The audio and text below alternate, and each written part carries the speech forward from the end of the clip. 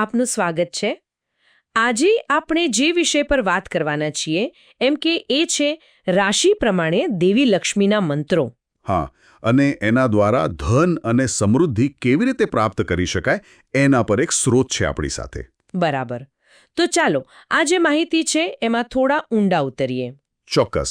આ સ્રોતનો એમ કહીએ તો મુખ્ય દાવો એ છે કે 12 રાશિ માટે એક અલગ લક્ષ્મી મંત્ર છે. ઓહ, દરેક માટે અલગ? હા, અને એવું પણ સૂચન છે કે જો સ્ફટિકની માળા હોય અથવા તો કમળના બીજની માળા હોય એનાથી જો આ મંત્રોનો જાપ કરવામાં આવે તો દેવી લક્ષ્મી પ્રસન્ન થાય અને આર્થિક લાભ મળે.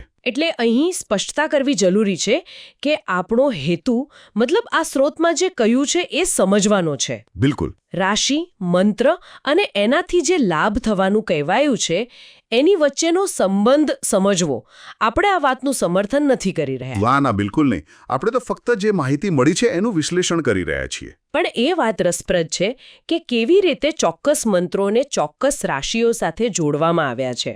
હા, એ જ. અહીં એ જોવાનું છે કે સ્રોત કેવી રીતે એમ કે ધ્વનિ એટલે કે મંત્ર, પછી જ્યોતિષ એટલે કે રાશિ અને ભૌતિક પરિણામ મતલબ કે ધન સંપત્તિ એની વચ્ચે સીધો સંબંધ બતાવવાનો પ્રયત્ન કરે છે. આ કદાચ જુઓ મંત્ર વિજ્ઞાન અને જ્યોતિષ બંનેના સંગમ જેવી વાત લાગે છે. હા, જ્યાં એવી માન્યતા હોય કે અવાજની શક્તિ, ગ્રહોની સ્થિતિ એ બધું વ્યક્તિના જીવન પર અસર કરે. બરાબર. અને સ્રોતમાં દરેક રાશિ માટે લાભ પણ અલગ અલગ બતાવ્યા છે. કોઈને સંપત્તિ વધે, કોઈ દેવામાંથી મુક્ત થાય, કોઈને વૈભવી જીવન મળે, એવું બધું. ચાલો અમુક ઉદાહરણ જોઈએ.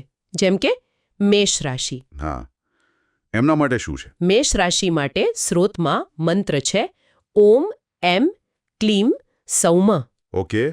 ઓમ એમ ક્લીમ સૌમ. અને એ શાના માટે? એ સંપત્તિ અને સમૃદ્ધિ માટે એમ કહેવાયું છે. અને વૃષભ રાશિ? વૃષભ રાશિ માટે મંત્ર થોડો જુદો છે. ઓમ એમ ક્લીમ શ્રીમ. અચ્છા, શ્રીમ જોડાયો. હા, અને સ્રોત કહે છે કે આ મંત્ર વૈભવી જીવન મેળવવામાં મદદ કરે. એટલે કદાચ દરેક મંત્રનો હેતુ પણ થોડો અલગ વિચાર્યો હોય. પછી મિથુન રાશિ.